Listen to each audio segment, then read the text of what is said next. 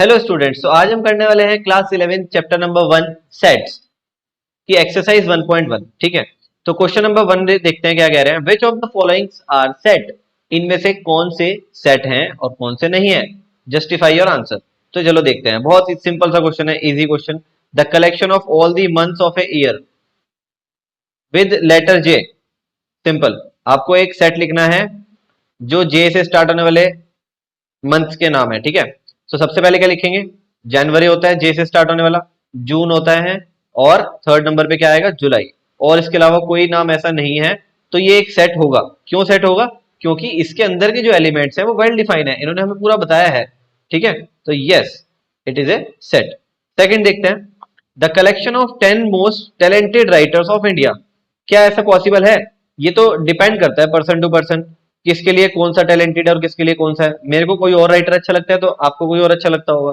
तो ये जो इन्होंने बात बताई है ये एक वेल डिफाइंड बात नहीं है, तो ये एक सेट नहीं बनेगा। क्यों? नो, इसका आंसर होगा नो। और रीजन क्या होगा? Because it is not well defined. ये जो बात लिखी है ये क्या है, नॉट वेल डिफाइंड। इसका रीजन यही होगा, क्योंकि ये वेल डिफाइंड बात नहीं है, तो इसका आंसर नो होगा, ये सेट नहीं बनाएगा।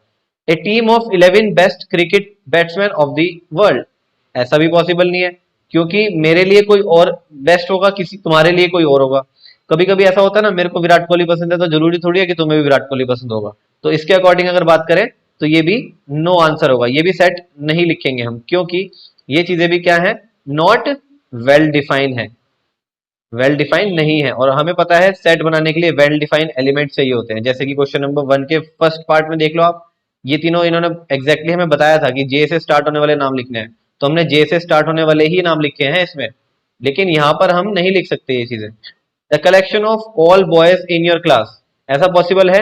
यस, ये तो पॉसिबल है कि अगर मेरे को कोई बोले कि अपनी क्लास के बच्चों के नाम आप एक सेट में बना लिख दो, तो मैं लिख सकता हूँ, तो yes it is possible.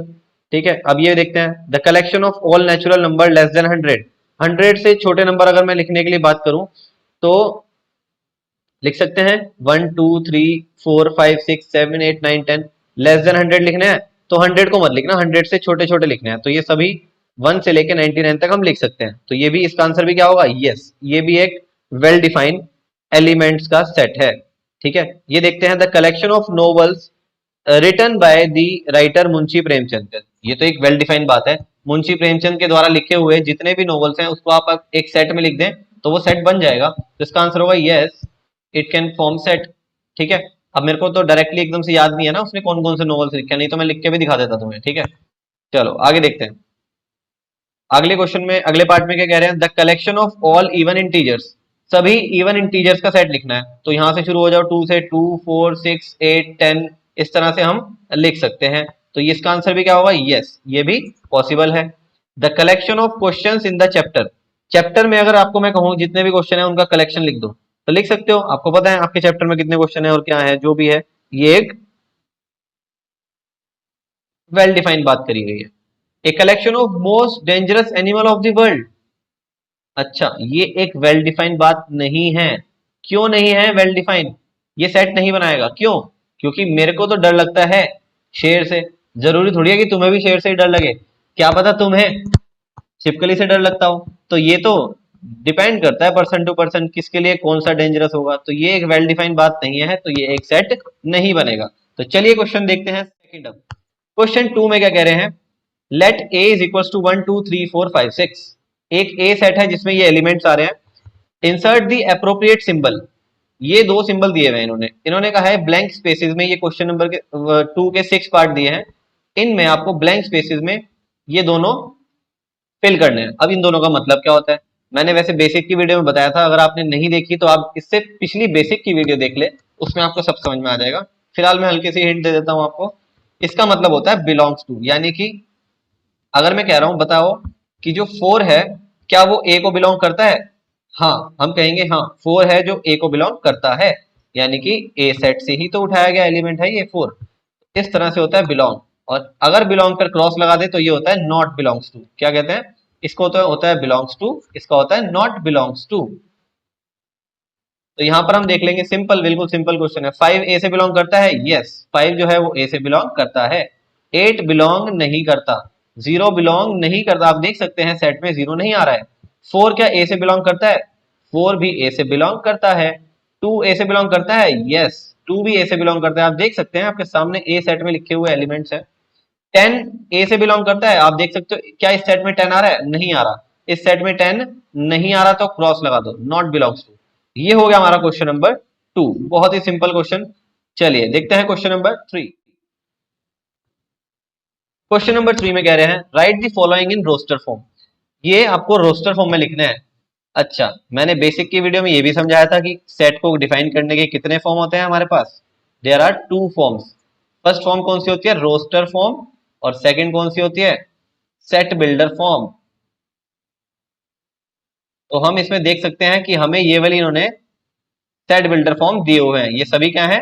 Set builder form है। और करना किस में कन्वर्ट है? रोस्टर फॉर्म में। और मैंने आपको बेसिक की वीडियो में ये भी बताया था कि रोस्टर से सेट बिल्डर कन्वर्ट करना आना चाहिए और सेट बिल्डर से रोस्टर कन्वर्ट करना आना चाहिए, क्योंकि ये क्वेश्चन एग्जाम में आ जाता है। तो देखो, इसको कन्वर्ट करना है एक्स सच दैट। इसका मतलब क्या होता है? इस डॉट का मतलब होता है सच दैट। इन सभी का आपको याद रखना है। जैसे जैसे हम पढ़ते हैं ना, तो हमारे पढ़ने में हमें ये चीजें बोलनी पड़ती हैं। तो एक्स सच दैट, एक्स के बारे में बात कर रहे हैं। एक्स क्या होता है? एक्स होता है सेट के अंदर जितने भी एलिमेंट्स आते हैं उनको हम एक्स से डिनोट करते हैं, ठीक है। तो यहाँ पर आंसर देंगे हम। इसका आंसर क्या होगा? ए सेट को मैं रोस्टर फॉर्म में लिखूंगा। तो ये कह रहे हैं एक्स एक इंटीजर है, -3 से बड़ा है, 7 से छोटा है। तो -3 से बड़ा और 7 से छोटा आंसर मुझे देना है। तो -3 से बड़ा लिखना है तो आएगा -2, -1, 0, 1, 2, 3, 4, 5, 6। 7 में नहीं लिखूंगा क्योंकि 7 से छोटे छोटे लिखने हैं और -3 से बड़े बड़े लिखने हैं। तो ये दोनों नंबर एक्सक्लूड कर देंगे, इनके बीच के सभी नंबर हम लिख देंगे। तो ये हो गया हमारा रोस्टर फॉर्म में आंसर। इसका देखते हैं सेकंड पार्ट का। बी सेट है, बी सेट को रोस्टर फॉर्म में लिखिए। X such that X is a natural number less than 6। 6 से छोटे नेचुरल नंबर लिखने हैं, तो 1, 2, 3, 4, 5। चलिए अब थर्ड पार्ट को देखते हैं। ये कह रहे हैं सी सेट है एक सेट का नाम है C X such that X is a 2 digit natural number. अच्छा, ये कह रहे हैं एक्स जो आपके एलिमेंट है वो 2 डिजिट नेचुरल नंबर है, such that the sum of its digit is 8। Okay, तो हमें यानी कि 2 डिजिट के नेचुरल नंबर लिखने हैं जिनका डिजिट्स का सम 8 होना चाहिए। तो हम 1 से स्टार्ट करते हैं। 17, 17 1 7 मिलके क्या बनेगा? 8 बनेगा। ऐसे ही 26 एक नंबर है, 2 और 6 मिलके 8 बनेगा। ऐसे ही 35 एक नंबर है, ये भी 8 बनेगा। 44 एक नंबर है, 4 + 4 8 होता है। 5 + 3 करके भी आओ 8 ही आएगा। ऐसे ही 62 भी 8 आएगा। और 71 और 80 ये सभी वो नंबर हैं। देख लो, आप किसी भी डिजिट का सम करके देख लो। जैसे 17 का सम कर लो, 1 + 7 कितना आएगा? 8। इन्होंने कहा तो था कि 2 डिजिट का नेचुरल नंबर है, उनकी डिजिट्स का सम कितना होगा? 8 होगा। तो चेक कर लो, किसी भी नंबर को उठा लो आप। 1 + 7 8 आ रहा है। 44 को उठा लो, चलो 4 + 4 कितना आएगा? 4 + 4 भी 8 आएगा। तो इन सभी नंबर का सम करने पर 8 आएगा। तो हमने बिल्कुल अपना एक सेट तैयार कर दिया, सी सेट रोस्टर फॉर्म में। तो इनका सम जो है डिजिट्स का वो 8 आ रहा है।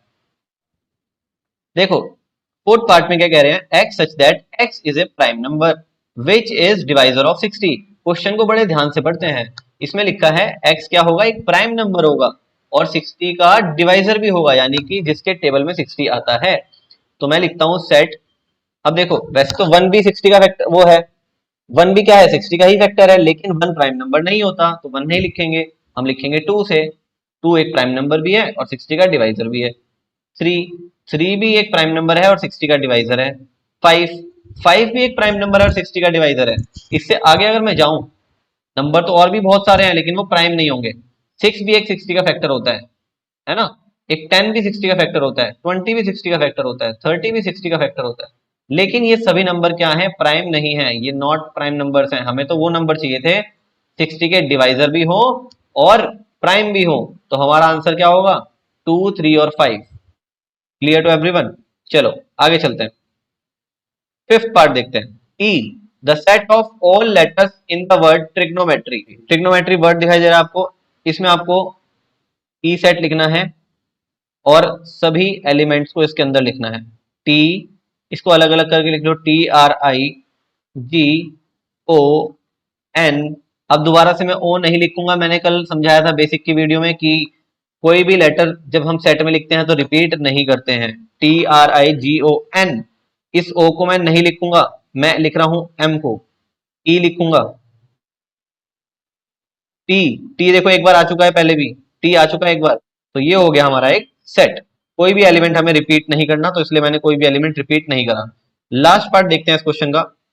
एक एफ सेट है, the set of all letters of the word better.